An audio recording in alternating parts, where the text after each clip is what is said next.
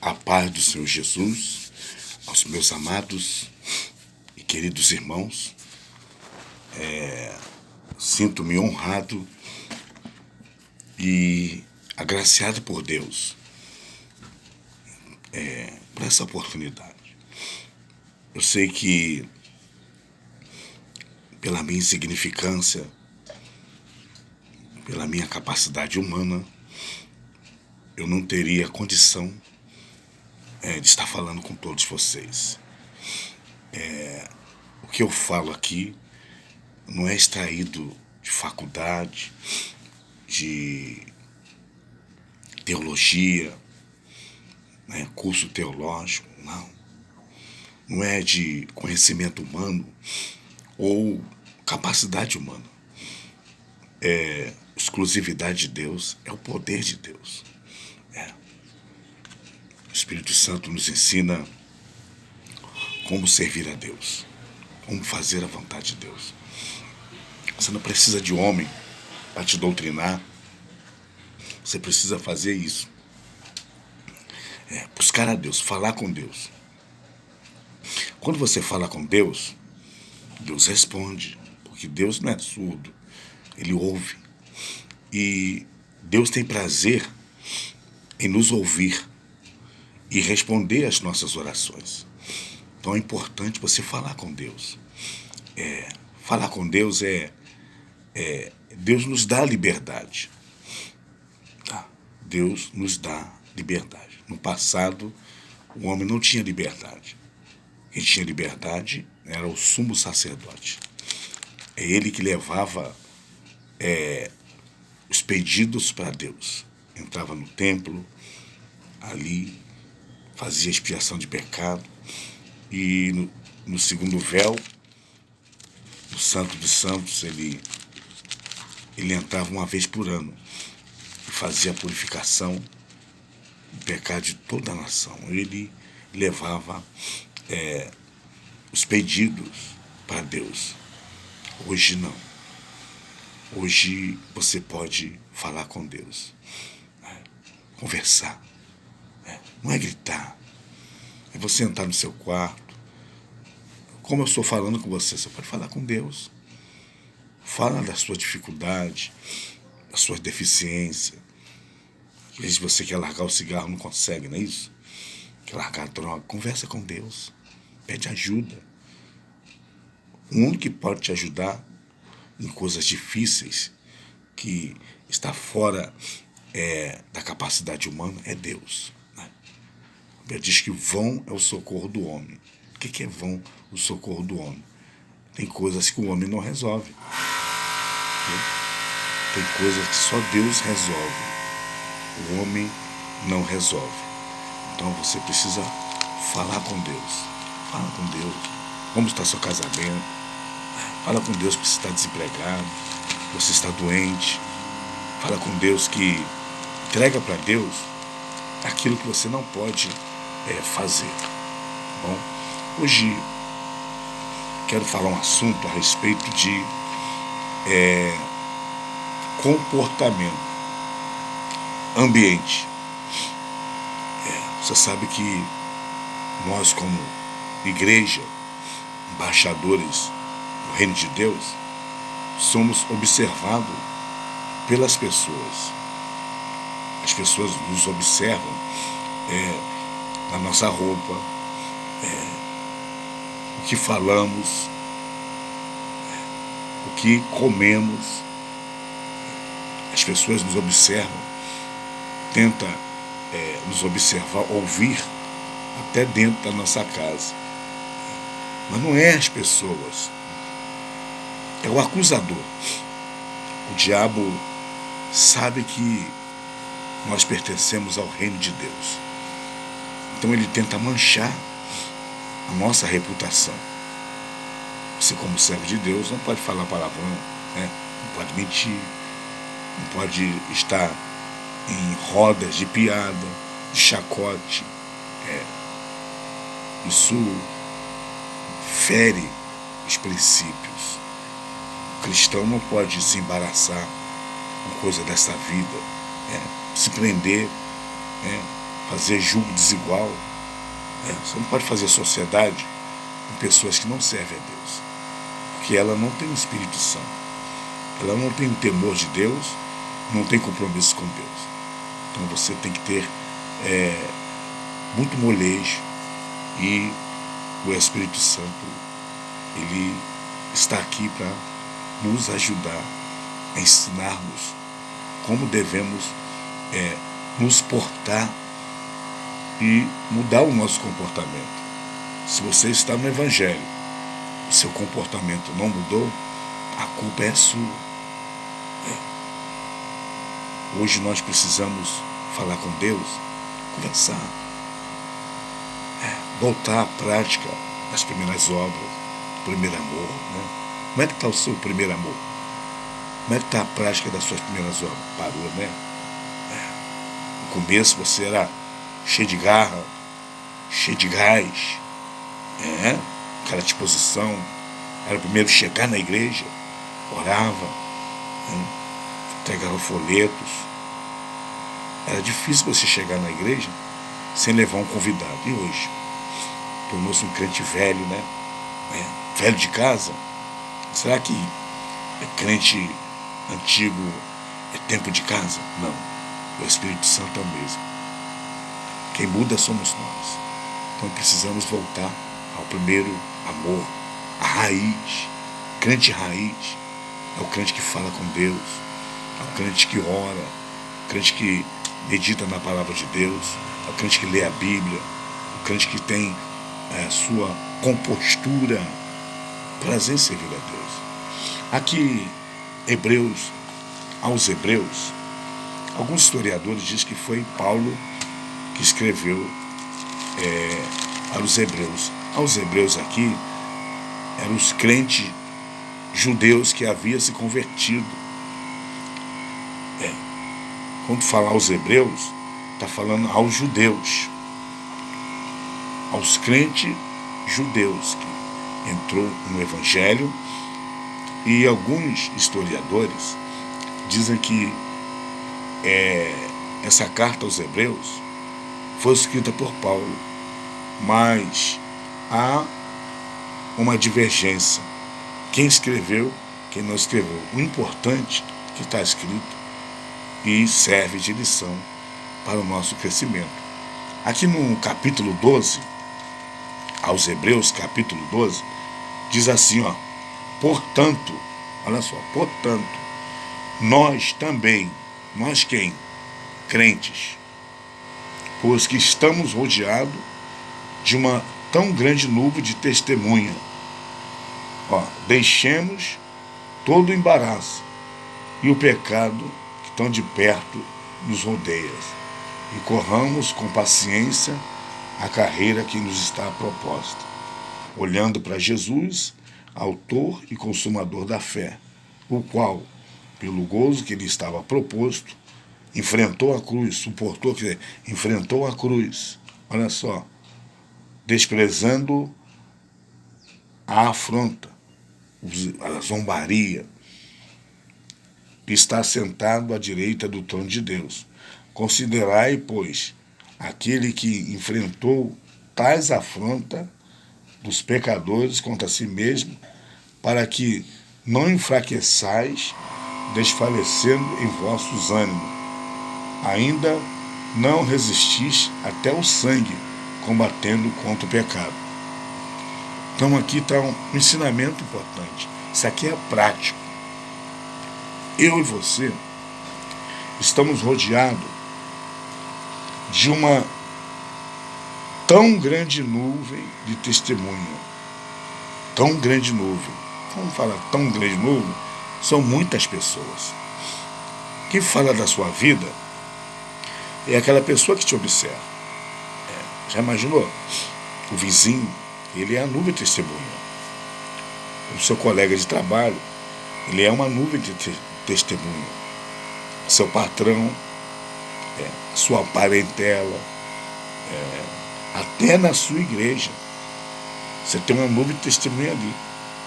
Tem pessoas que te observam ali. Já imaginou? O crente não trabalha. A luz testemunho fica observando até se o crente é trabalhador, se ele trabalha, se vive às custas da mulher. Né? Já imaginou? Portanto, nós também, pois, estamos rodeados. O que é rodeado? As pessoas que estão em volta de nós, está inserida nesse mundo. Nós estamos nesse mundo. E quem está nos rodeando são pessoas que não servem a Deus.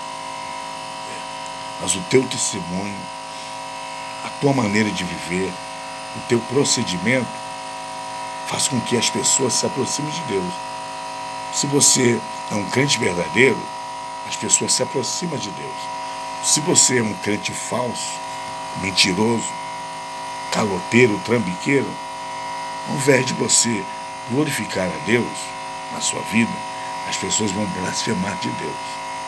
Eu conheço casos, você vai convidar uma pessoa para a igreja, ela tem dificuldade de vir na igreja, porque ela olha o mau testemunho, o mau exemplo de algumas pessoas que se dizem evangélicos. Então, aqui é um ensinamento, uma recomendação. Você é um servo de Deus. Né? Então você não pode se embaraçar.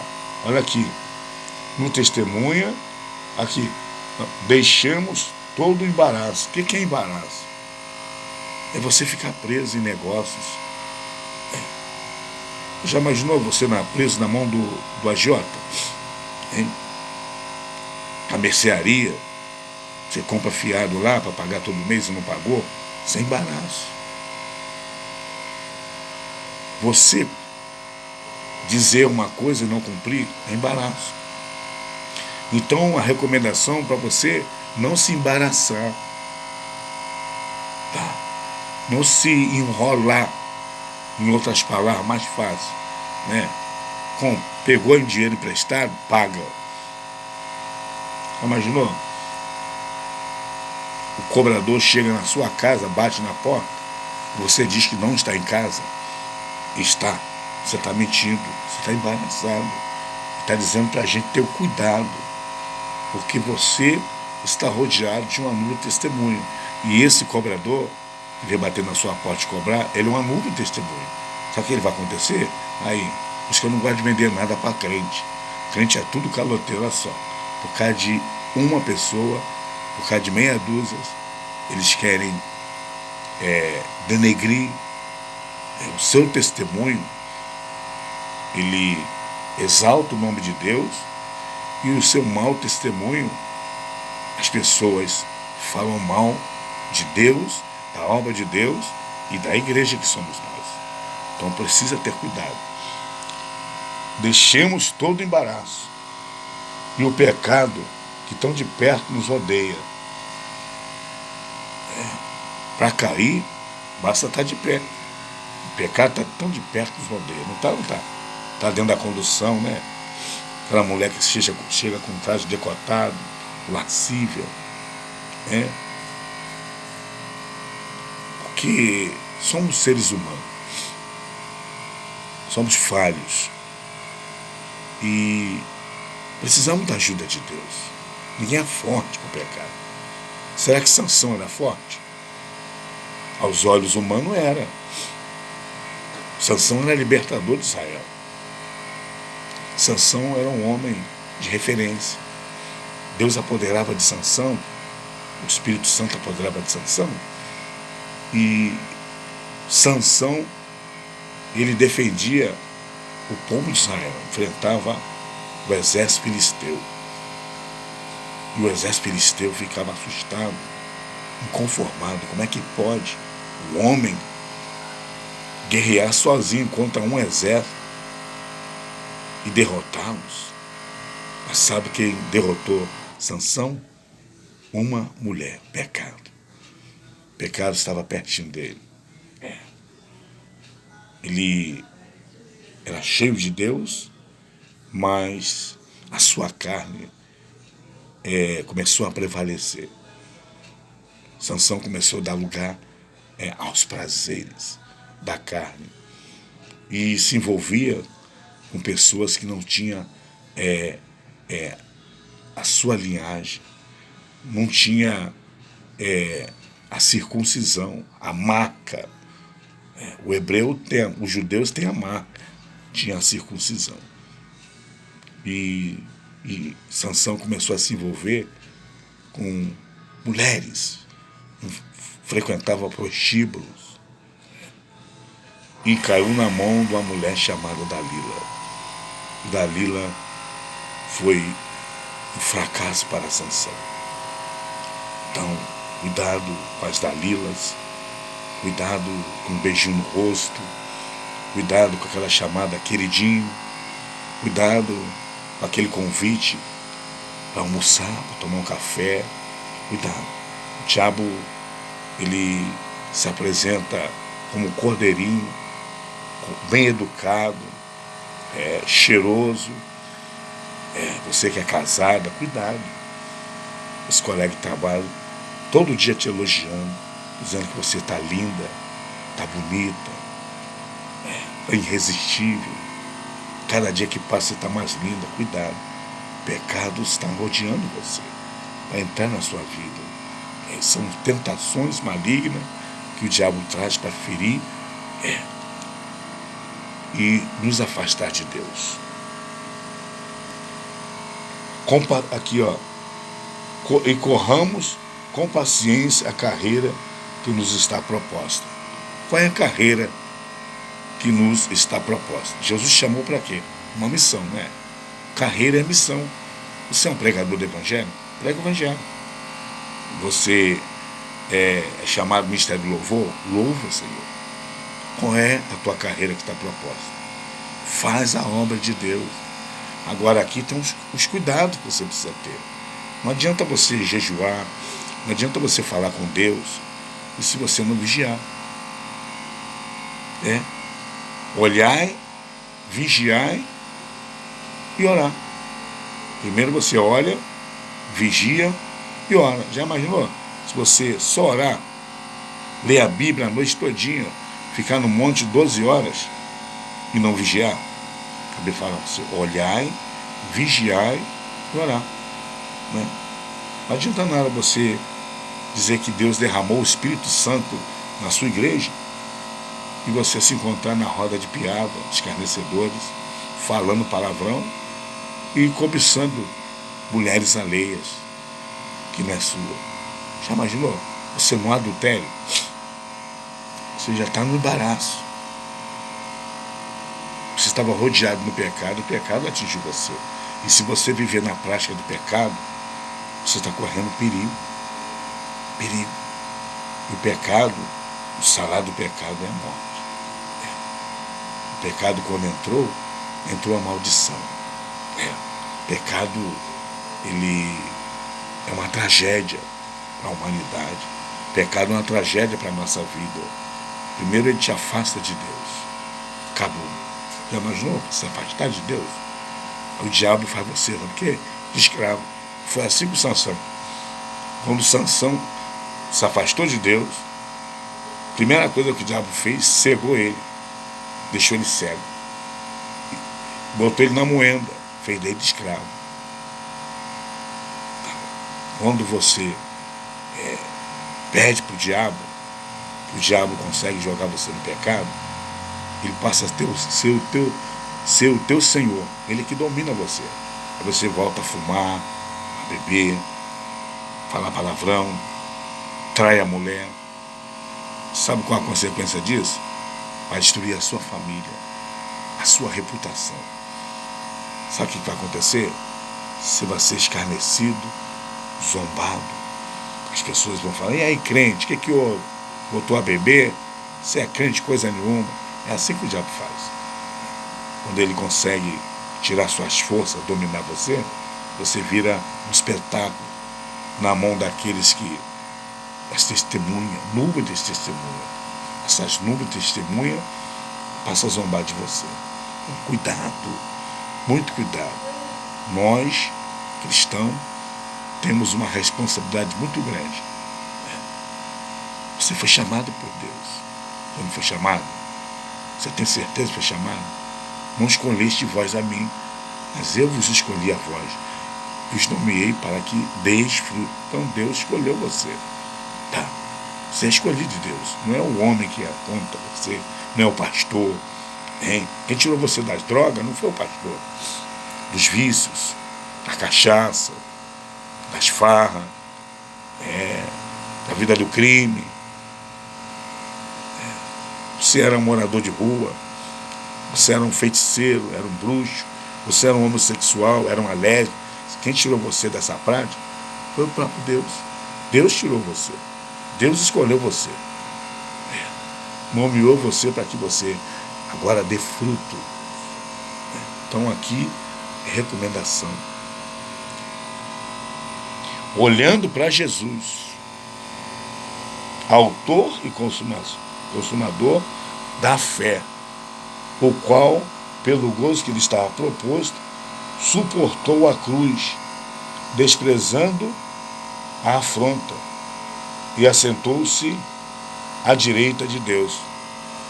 Pelo gozo que estava proposto, que era o sol, o céu, o gozo. Deus amou o mundo. Jesus estava na paz, lá no céu. Deus olhou para o planeta Terra, todos pecaram. Deus olhou, viu. Nós não tínhamos condição de morrer na cruz do Calvário. Eu não tinha. Porque eu sou pecador. Minha natureza é pecaminosa. Deus não viu nenhum justo sequer.